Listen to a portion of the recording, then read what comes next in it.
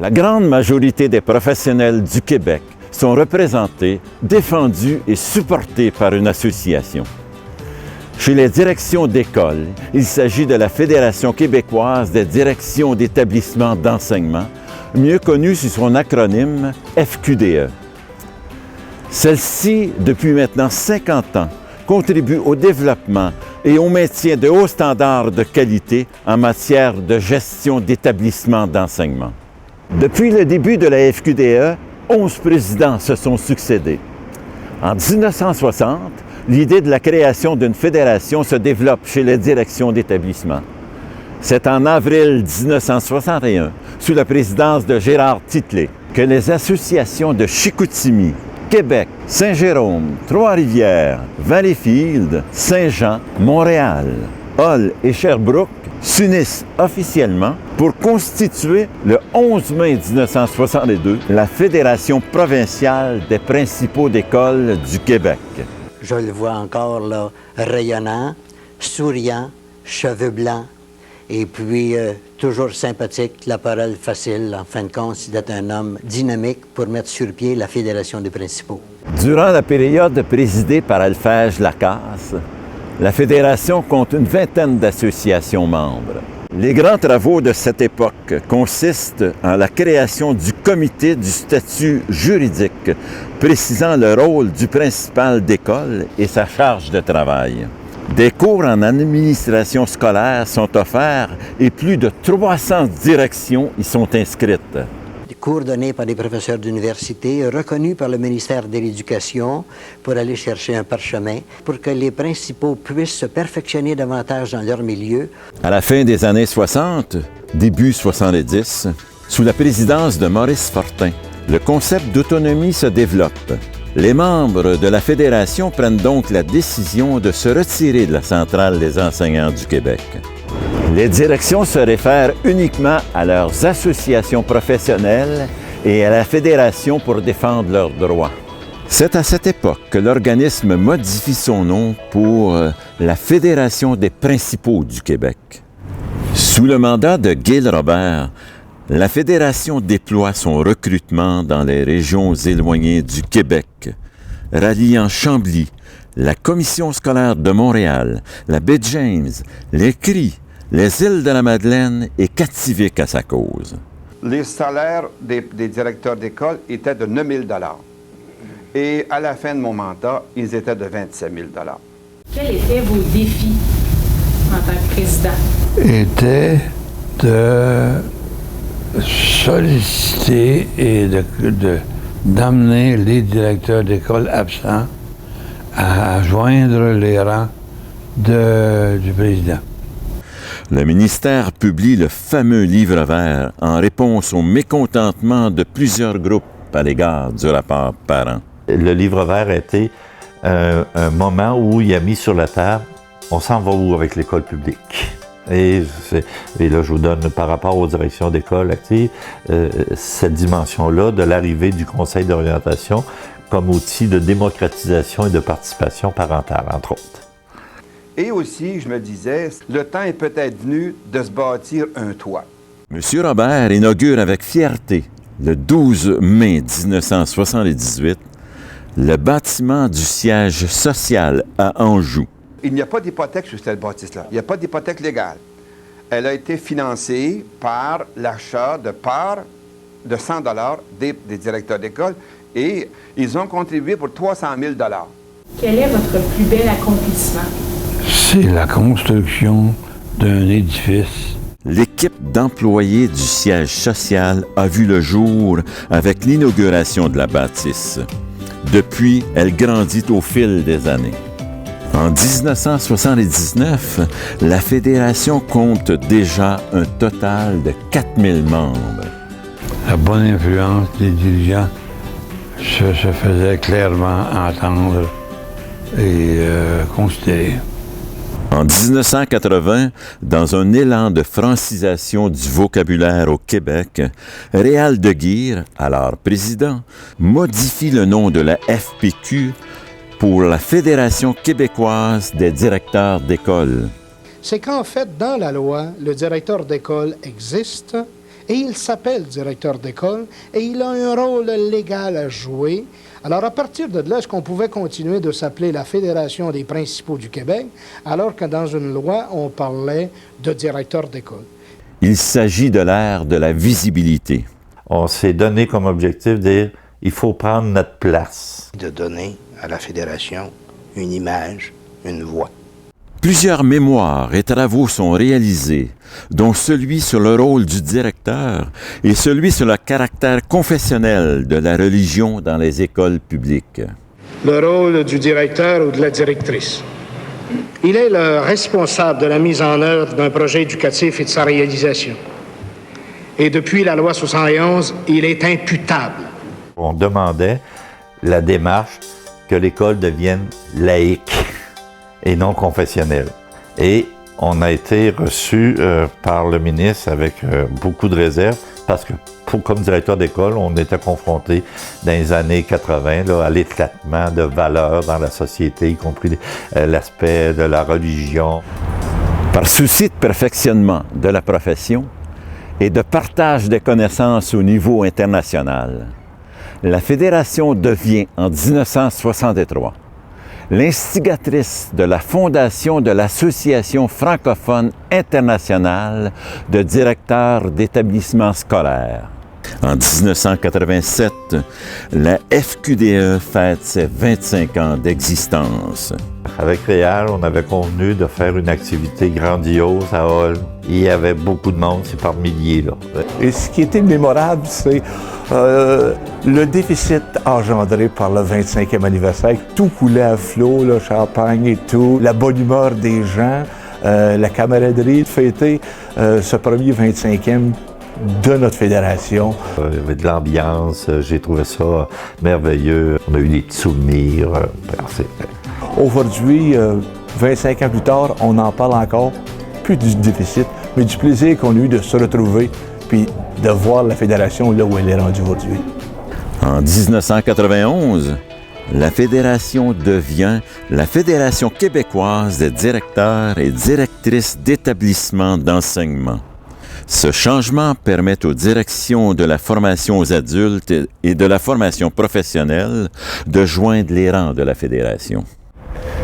Avec Jean-Marc Mathieu au gouvernail, c'est l'heure du travail de terrain.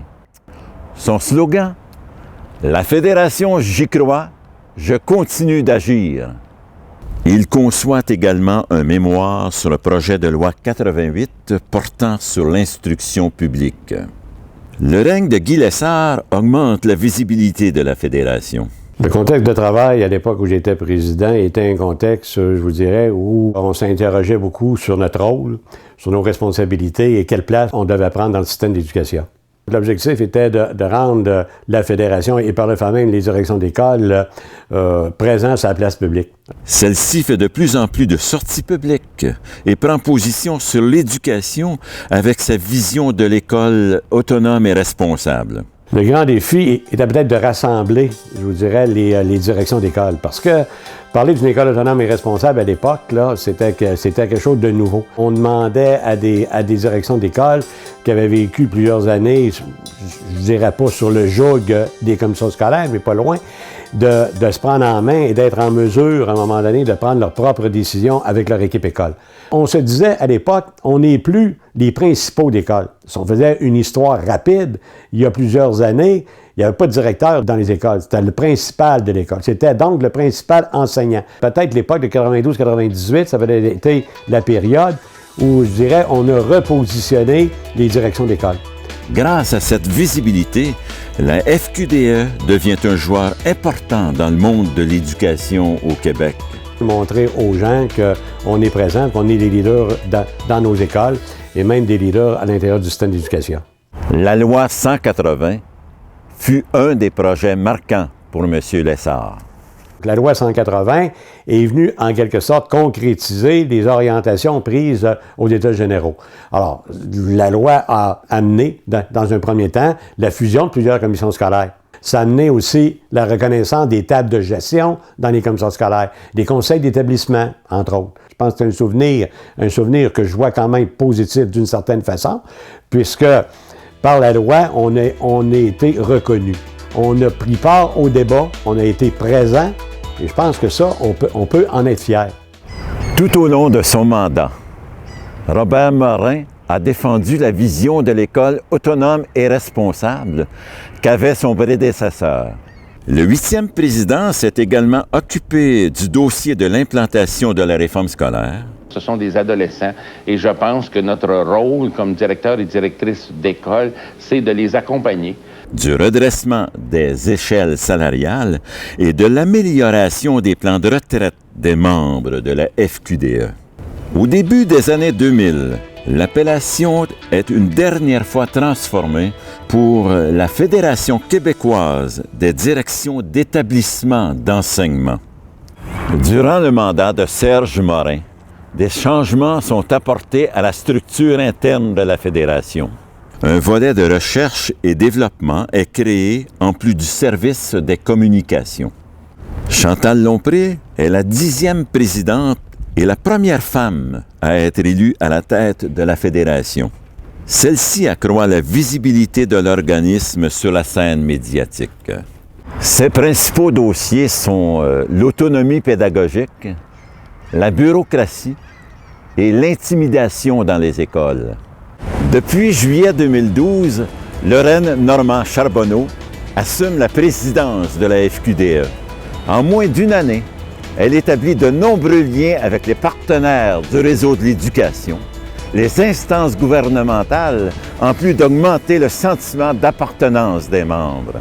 Je souhaitais devenir présidente de la FQDE parce que je fais ce beau métier-là avec passion depuis une vingtaine d'années. Ce qui me tient le plus à cœur dans la mission, c'est de travailler à l'avancement de la profession et toujours guidée par les valeurs de la Fédé. La valeur qui me tient particulièrement à cœur, c'est la solidarité. Donc, d'être capable de développer une responsabilité individuelle et collective de la fonction de direction d'établissement. Il y a beaucoup de choses qui me stimulent dans le poste que j'occupe présentement, que ce soit au niveau de nos membres, au niveau du conseil d'administration, de travailler en collégialité avec eux autres, de travailler au niveau des partenaires du monde de l'éducation, la table où il y a des décisions qui peuvent être prises qui vont faire avancer la profession. Lorsque la Fédération a débuté ses activités en 1962, elle regroupait uniquement les principaux écoles du diocèse de Saint-Jean et de Verdun. Aujourd'hui, elle compte 2100 membres sur l'ensemble du territoire du Québec. Faisons un premier arrêt au nord du Québec afin de découvrir quelles associations s'y retrouvent. La région, chez nous, c'est l'étendue. On est une région qui est composée de 6 petites commissions scolaires et ça va de la baie James jusqu'au Témiscamingue. Le défi, c'est de se rencontrer 5 à 6 fois par année, de se concerter, de partager tous ensemble, de s'assurer d'avoir une belle participation des gens. L'été passé, notre CA d'été se passait à Malartic. On a eu la chance de profiter de la collaboration qui existe avec les MINOSCO pour aller visiter leurs infrastructures, de pouvoir revoir les gros Tonka d'adultes. Donc, ça a été bien intéressant et c'est ce qui fait la beauté de notre région. 2 fois par année, on organise des formations où on regroupe une grande majorité des membres de la région. Donc ça, c'est une grande fierté parce que les gens y vont, et de plus en plus, avec beaucoup d'engouement et d'empressement. Les gens attendent cette formation-là où on peut échanger tout le monde ensemble. De Port-Cartier jusqu'à Blanc-Sablon, incluant l'île d'Anticosti, c'est Fermont. Donc, c'est très, très grand. Et les défis, c'est les besoins qui sont particuliers. Le défi de la clientèle autochtone qu'on doit desservir à même nos écoles, de se réseauter, de communiquer ensemble. Ça, c'est un grand défi pour mon association, oui. Kwekwe, bonjour, bienvenue à Sept-Îles sous le Chapitoine. L'Association des directeurs d'école du Nord-Est du Québec est heureuse de vous accueillir ici lors de leur semaine culturelle. On fait une activité ici pour échanger sur la culture autochtone.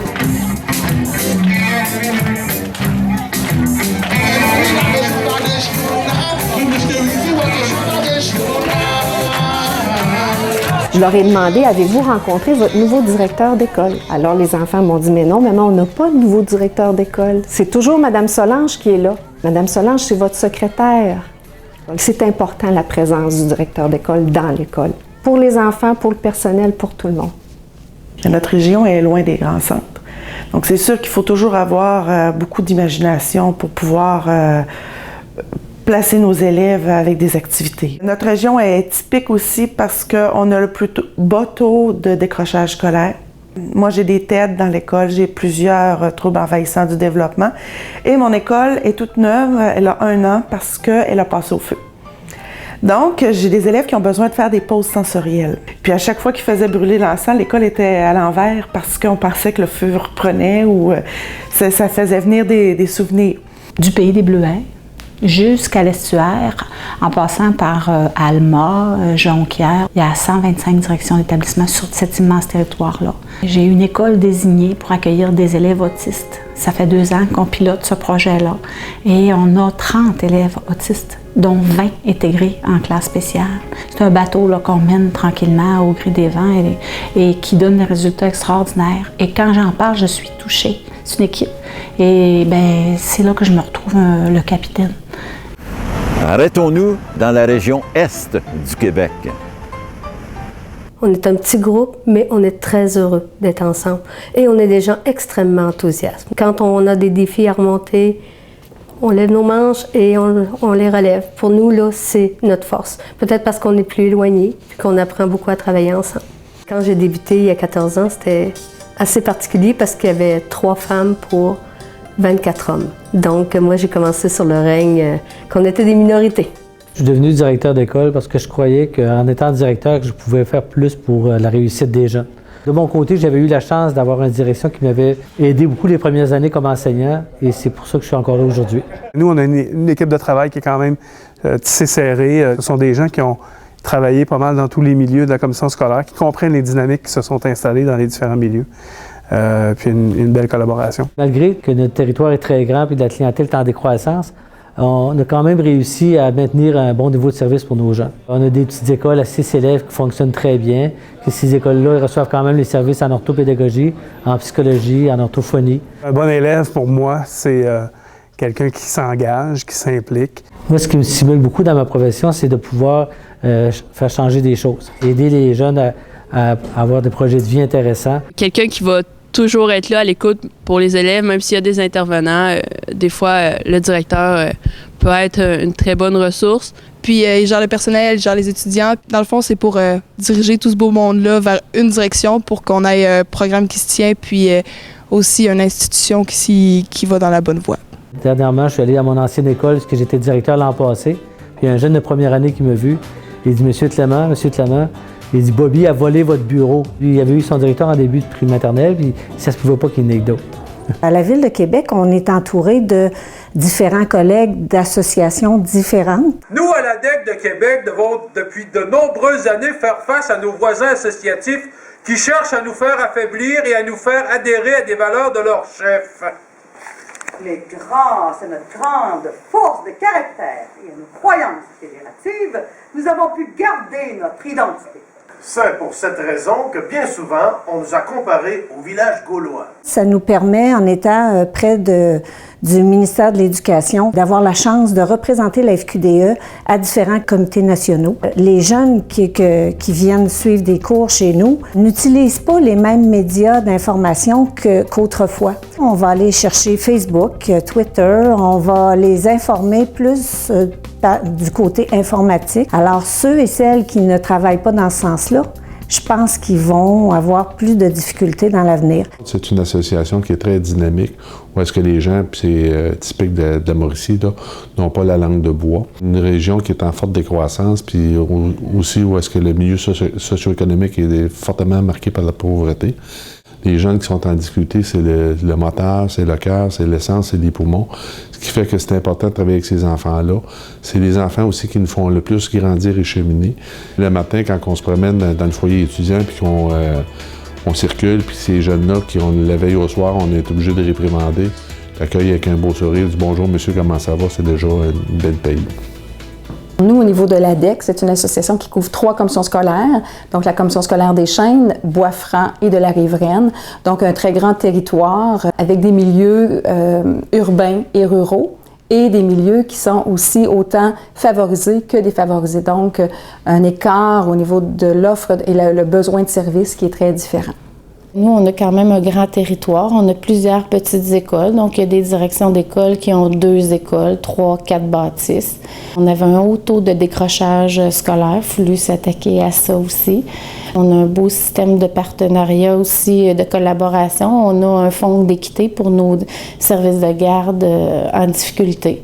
Puis, on a une belle école professionnelle aussi qui est le PSH. C'est une petite fille de 5 ans qui est arrivée près de moi puis qui m'a dit « Joëlle, toi, là, tu dois être vieille, hein? » J'ai dit « Ah oui? Qu'est-ce qui te fait dire ça? » Ben, elle dit « Moi, ça fait longtemps que je t'aime.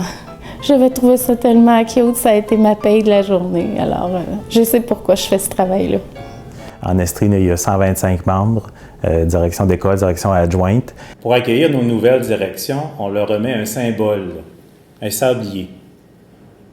Combien de fois on entend ça? As-tu 2 minutes? Hey Daniel, as-tu 2 minutes? Au cours des dernières années, on a vu une augmentation des tâches qui nous sont demandées, mais en contrepartie aussi, on va beaucoup plus loin, dans le plus pointu, par rapport à l'aide spécifique qu'on peut apporter à certains élèves. J'ai, par exemple, dans une école, un projet d'enseignement d'espagnol au primaire. Dans une autre école, c'est les arts du cirque qui sont développés. J'ai en tête une élève qui est arrivée à une école et qui avait un trouble de comportement important, là, justement avec les arts du cirque dans son cas, où elle s'est découverte, cet enfant-là, et pour un bon bout de temps, les troubles de comportement étaient complètement disparus. C'est ces réussites-là qui nous nourrissent et qui font qu'on a le goût de continuer à se dépasser. As-tu 2 secondes? Non. As-tu 2 minutes?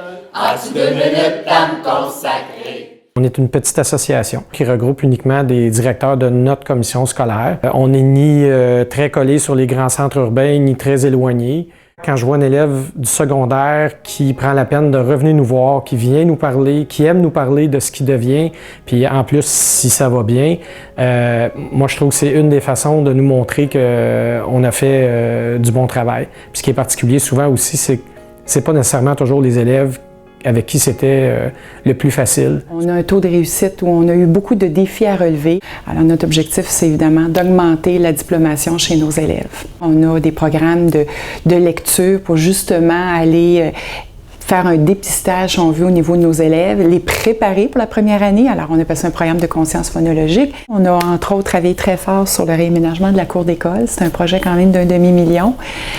Les enfants n'ont pas conscience de tout le travail qu'il y a en arrière, mais quand les élèves m'ont dit « merci, c'est beau », ben pour moi, c'est ma paye.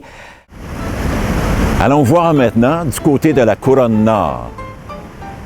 Nous sommes une commission scolaire qui gravite autour de 35 000 élèves dans un territoire quand même restreint, qui est la banlieue nord de Montréal. Le défi actuel qu'on a, c'est qu'on doit travailler avec les communautés culturelles et multiethniques. On a demandé à des parents, lors d'un dîner, de faire un partage de repas.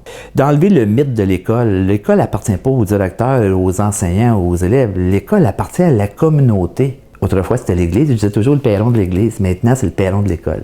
On est une île, une ville, à Laval, une seule commission scolaire francophone puis une commission scolaire anglophone.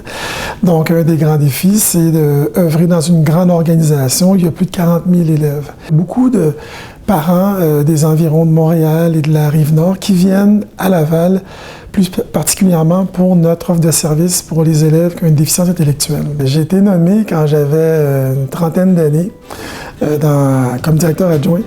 Et la première année a été particulière dans la mesure où chaque fois que je rencontrais un parent ou quelqu'un qui venait de l'extérieur, je pensais que j'étais un technicien en informatique ou le concierge. Ça a pris un certain temps avant qu'on m'appelle Monsieur Volsi, mais pas « Hey, Monsieur le concierge ».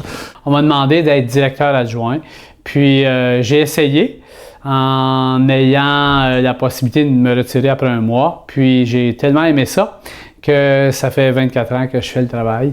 Saint-Jérôme, c'est une municipalité qui a beaucoup de défavorisation.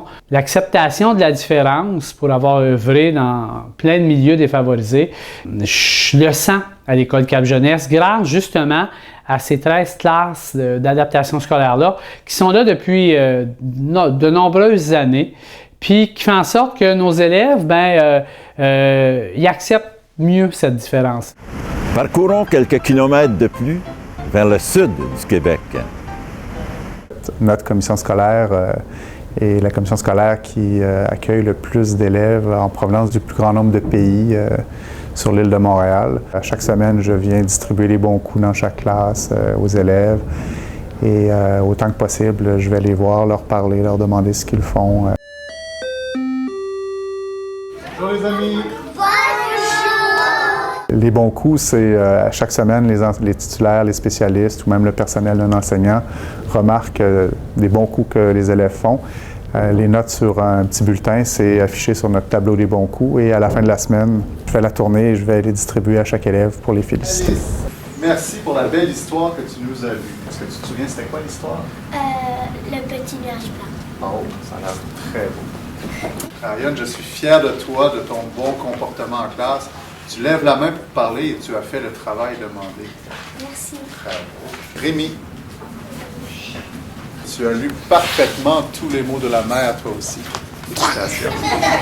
Quand on commence, on a un deuil à faire, on est moins en contact avec les élèves. Puis c'est ce qui nous manque souvent le plus. Ça m'arrive à l'occasion qu'un élève vienne me voir et me remercie. Ou me fasse une petite attention, un dessin, tout ça. J'en ai d'affichés dans mon bureau, oui, j'ai quelques dessins d'affichés dans mon bureau. Des fois, c'est très naïf, des dessins qui me représentent, la façon dont les élèves me voient. Là. Ça, je trouve ça très touchant. Ouais, ça vaut de l'or. L'Association des directions de Champlain, on est 2 commissions scolaires, la commission scolaire des Grandes Seigneuries, la commission scolaire des Hautes-Rivières. Alors, on a aussi des écoles qui sont en milieu ruraux, donc ça représente des défis différents. Les jeunes couples chez nous quittent pour aller plus vers l'extérieur en raison de l'emploi. Ce qu'on vit et ce qu'on doit gérer au sein de notre commission scolaire, c'est la décroissance d'élèves qui, bon an, mal an, va de 150, des fois à 200 élèves par année. Compte tenu de la diminution de nos élèves, donc diminution de budget, donc il faut être très créatif pour donner des services adéquats à nos élèves. Lors de ma première année, j'ai eu le privilège de remettre un prix à un élève compte tenu de ses résultats scolaires, de sa persévérance, sa détermination. Et présentement, 10 ans plus tard, mais il est rendu mon médecin de famille. Donc, pour moi, c'est un contact particulier. C'est une belle réussite également et j'en suis très, très fier. Finissons notre escapade dans la région ouest du Québec.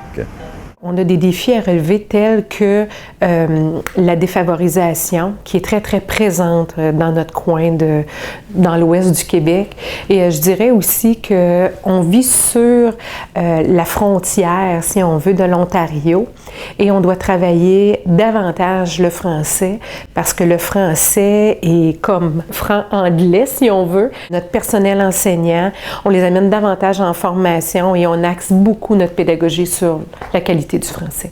On a 2 commissions scolaires. Commission scolaire Vallée des Tisserands qui est en décroissance au niveau des élèves. Donc, beaucoup de petites écoles, beaucoup de directions d'écoles qui ont plusieurs écoles à s'occuper. Les grosses écoles ont 250 élèves. Et tout à côté, commission scolaire des Trois-Lacs, croissance. Les grosses écoles qui vont jusqu'à 660 élèves au primaire et 2800 au secondaire. Donc, 2 défis opposés. Les journées de travail des directions d'établissement sont assurément bien remplies. Mais remplies de quoi exactement? On m'a demandé, en tant que nouvelle direction, de faire une entrevue pour le journal La Presse. J'avais l'impression qu'on me posait comme un examen du ministère, mais que j'avais aucune expérience, j'avais seulement 16 jours. Qu'est-ce que c'est quoi votre rôle? Puis là, je lui expliquais que la veille, j'avais été à aider le concierge à changer un robinet dans une salle de bain parce que... Elle me disait, faites ça? Ben oui, parce que le concierge, j'ai pas le temps. Donc, c'est de voir que j'étais partout. 240 jours dans une année, c'est 240 jours différents. C'est répondre aux urgences, être capable de se revirer rapidement sur un 30 sous, et c'est la journée type. On ne peut pas seulement être une direction d'école. On est tellement polyvalent. Ça nous prend vraiment le volet pédagogique, le volet humain très développé et le volet au niveau de la gestion des finances aussi. C'est un métier passionnant. C'est un métier où il n'y a pas une journée qui est pareille. Con los terroristas.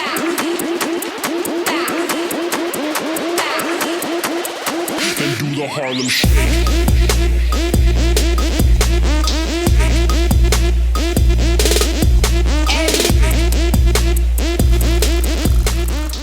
Les étudiants au DESS constituent la relève de demain.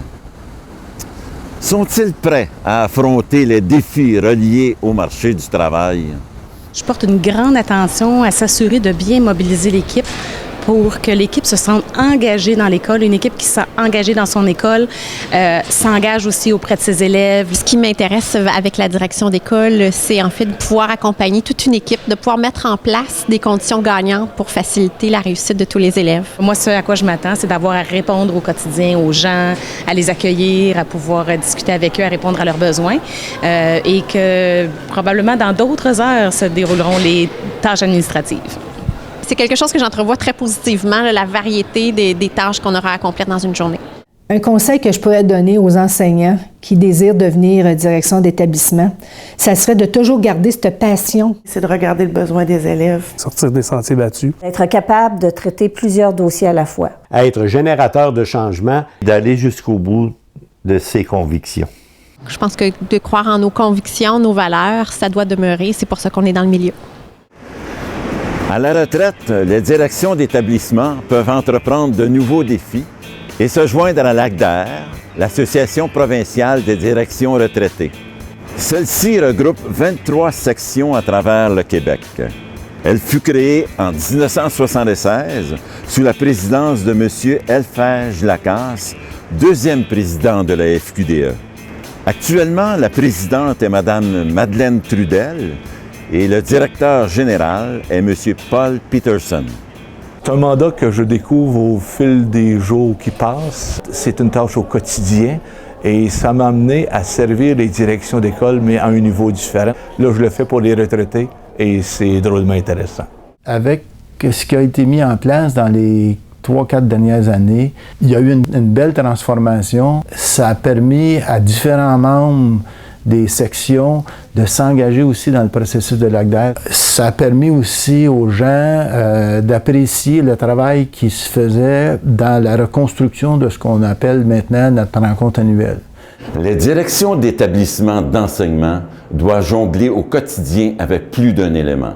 La gestion axée sur les résultats, la reddition de comptes, le projet de loi 56 sur l'intimidation, la gestion participative et l'autonomie pédagogique en sont quelques exemples. Je pense que c'est essentiel d'avoir une gestion participative si on veut avoir une implication de la part des gens qui font partie de ce milieu-là. Et à partir du moment où les gens participent à l'élaboration soit d'un règlement, d'une politique ou d'un projet, bien, à ce moment-là, ils y adhèrent beaucoup plus facilement parce que le projet leur appartient aussi. Pour moi, c'est très important dans le processus de soutien aux élèves, de progression de l'école, d'avoir un moment où est-ce qu'on peut rendre des comptes, de constater c'est quoi l'état de l'école, qu'est-ce qu'on a besoin de travailler, puis rendre des comptes par rapport à qu'est-ce qu'on a décidé de mettre en œuvre. À place de rendre ça seulement administratif, de rendre ça comme aider à faire évoluer son école. Alors, on a un projet éducatif, on a un plan de réussite, ça, c'est la base. Là, il s'est ajouté la convention de gestion, s'est ajouté le projet de loi 56 sur l'intimidation. L'intimidation est un sujet important, mais malheureusement, on a tellement de reddition de comptes à faire qu'à un moment donné, on s'éloigne de l'essentiel sur le plancher.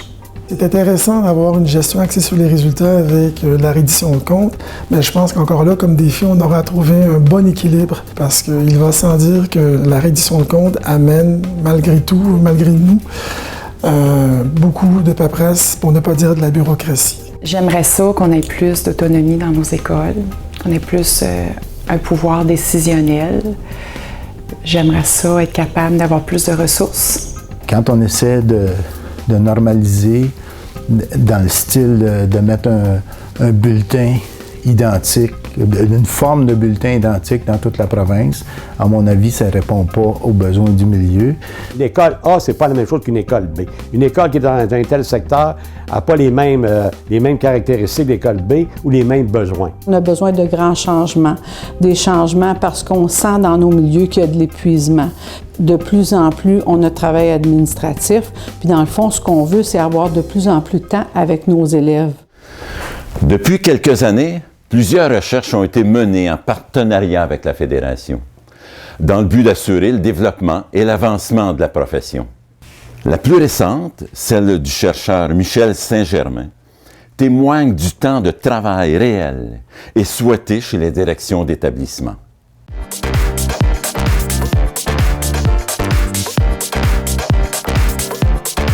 J'ai conçu un questionnaire qui est envoyé aux directions d'école. Les directions avaient identifié au préalable 76 activités courantes qu'elles font. Et pour chacune des activités, elles devaient me dire quel est le temps que je consacre à cette activité et quel est le temps que je souhaiterais consacrer à cette activité. Je me demandais, dans tout le brouhaha d'une vie scolaire, quand les directions avaient-elles le temps d'exercer leur leadership? C'était ma motivation de départ. Je suis arrivé à peu près à 2 grands constats. Le premier porte sur la complexité de la tâche d'une direction et probablement la nécessité de revoir le mandat des directions. On a toujours ajouté des tâches au travail d'une direction sans jamais reconfigurer la description de tâches. Alors, juste dans vos familles, quand vous avez un bébé qui arrive, vous ne faites pas juste une chambre de plus. Vous reconfigurez toute l'organisation familiale. Le deuxième constat que j'ai fait, qui est intéressant, c'est toute l'importance du développement professionnel pour les directions. Toute la redéfinition de la tâche d'une direction d'école, ce n'est pas une problématique québécoise. Quand on lit la recherche internationale, on se rend compte que les chercheurs trouvent à peu près la même chose dans tous les pays du monde. Dans le cadre des festivités entourant le 50e anniversaire de la FQDE, les membres souhaitent rendre hommage à M. Gil Robert afin de souligner la qualité de son travail et sa grande contribution à titre de président. La salle de conférence du siège social est officiellement nommée salle Gil Robert. Merci de nommer la salle du conseil en mon nom. Je suis très honoré de la chose. Merci beaucoup. La Fédération québécoise des directions d'établissements d'enseignement a pris son envol il y a maintenant 50 ans. Elle a connu des épreuves, tout comme des réussites. Au-delà de son histoire, elle dresse assurément aujourd'hui le portrait d'une organisation riche pour ses membres. Certains avantages d'être membre là, de la Fédération, dans un premier temps, c'est le nombre, la notoriété qu'on s'est bâtie depuis 50 ans.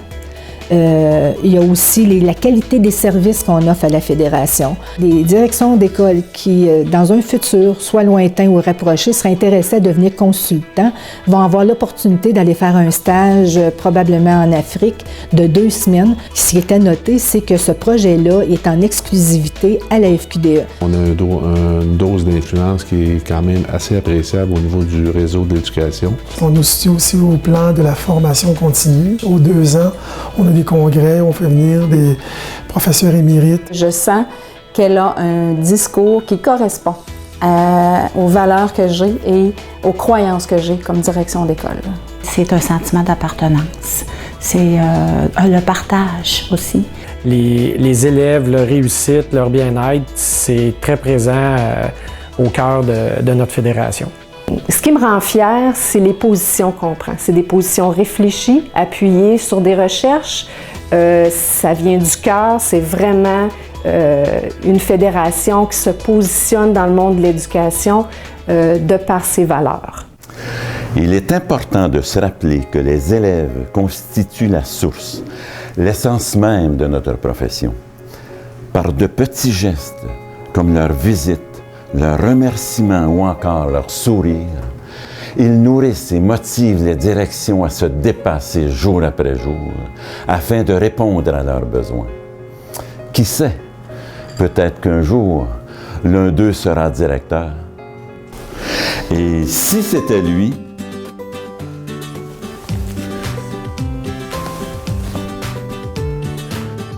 c'est avec un immense plaisir que je souhaite un très joyeux 50e anniversaire à la Fédération québécoise des directions d'établissements d'enseignement. De la part des élèves du secondaire, on vous souhaite bon 50e. Nous vous souhaitons un bon 50e. Au nom de l'Association de l'ADEL de Lanaudière, on vous souhaite un bon 50e. Bon 50e FQDE. Bon 50e. Joyeux 50e.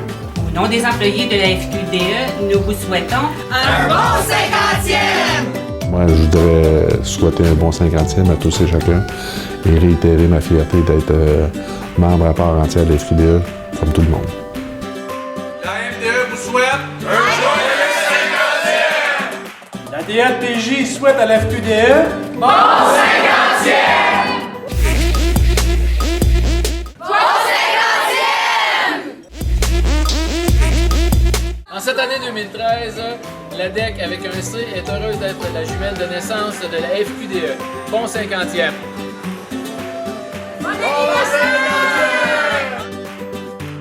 Au nom de l'Association des directeurs d'établissement du Surroi, nous souhaitons un bon 50e! L'ACDAD souhaite à la FQDE un joyeux 50e. Bon 50e! Au nom de l'Association du Bas du Fleuve, on vous souhaite un bon 50e! Au nom de l'Association des Laurentides, on vous souhaite un bon 50e! Au nom de la neige, on vous souhaite un bon 50e! Sincèrement, de tout cœur, je souhaite un bon 50e à la Fédération. Bon 50e! Ensemble, soutenir l'avenir! Merci!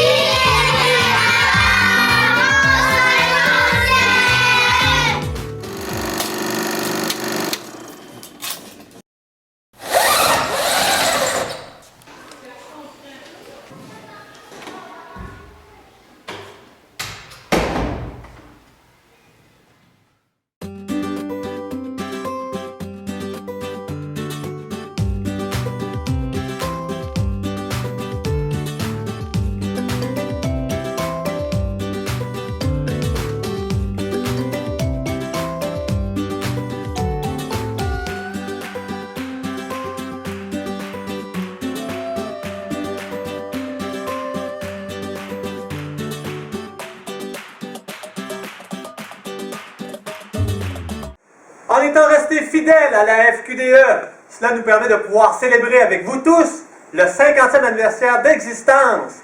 Alors, de la part de la DEC Québec, bonne